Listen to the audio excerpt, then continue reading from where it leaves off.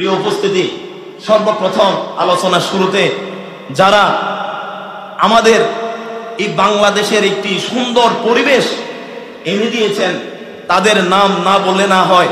সেই শহীদদের আত্মার মাগফিরাত কামনা করছি। বিশেষ করে সকলের নাম না ধরলেও আবু সাইদ থেকে শুরু করে এভাবে তার সাথে যারা এই দেশের জন্য, দেশের মানুষকে শান্তি দেওয়ার জন্য যারা প্রাণ বিসর্জন করে দিয়েছেন, সকলের আত্মার মাগফিরাত কামনা করছি। ঠিক কিনা বলেন? আজকে ছাত্র সমাজ, ভালো করে খেয়াল করেন, ছাত্র সমাজ কি না পারে? ছাত্র সমাজ দেখিয়ে দিয়েছে যে এই ছাত্র সমাজ দেখিয়ে দিয়েছে রাস্তাঘাট, দেশের সংস্কার থেকে শুরু করে বিনা পয়সায় এই ছাত্ররা বৃষ্টির মধ্যে ভিজে ভিজে, আপনারা অনেকে দেখেছেন, শুধু দেশের মানুষের শান্তির জন্য, যাতায়াত করার জন্য পথচারীরা, গাড়ি ঘোড়া সবকিছু সর্বস্তরে পরিষ্কার পরিচ্ছন্নতা থেকে শুরু করে সবকিছুর মধ্যে ছাত্র সমাজ আজকে ভূমিকা রেখেছে। ঠিক কিনা বলেন? তাদের একটাই দাবি, এই দেশে শান্তি চাই, সম্প্রীতি চাই, দেশের মানুষ যাতে সুন্দরভাবে ইমানদারের মতো, মুসলমানের মতো চলতে পারে। ঠিক কিনা বলেন না? কথা বলেন, ঠিক কিনা?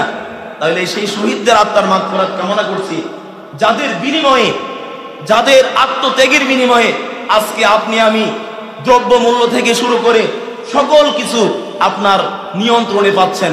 এখন আমরা দোয়া করতে হবে তারা যাতে, আল্লাহ পাক তাদেরকে যাতে কবরের মধ্যে জান্নাতুল ফেরদাউস নসিব করে, বলে আমিন।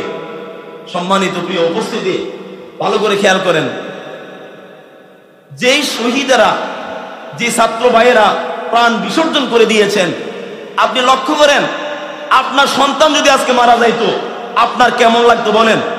আপনার আজকে বুকটা ছিঁড়ে যাইতো, ঠিক কিনা? আপনার সন্তান যদি মারা যাইতো, কত মায়ের কোল খালি হয়েছে এই দেশকে, স্বাধীন দেশকে আবার নতুন করে স্বাধীন করার জন্য। ঠিক কিনা বলেন?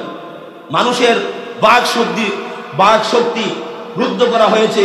মানুষ তার মনের কথা, মানুষ কোরআনের সঠিক তাফসীর করতে পারতো না, বাধা আসতো না। নাই, কোরআনে শুধু নামাজের কথা আছে, কোরআনে শুধু রোজার কথা আছে, জাকাতের কথা আছে, কোরআনে কি অন্য কথা নাই?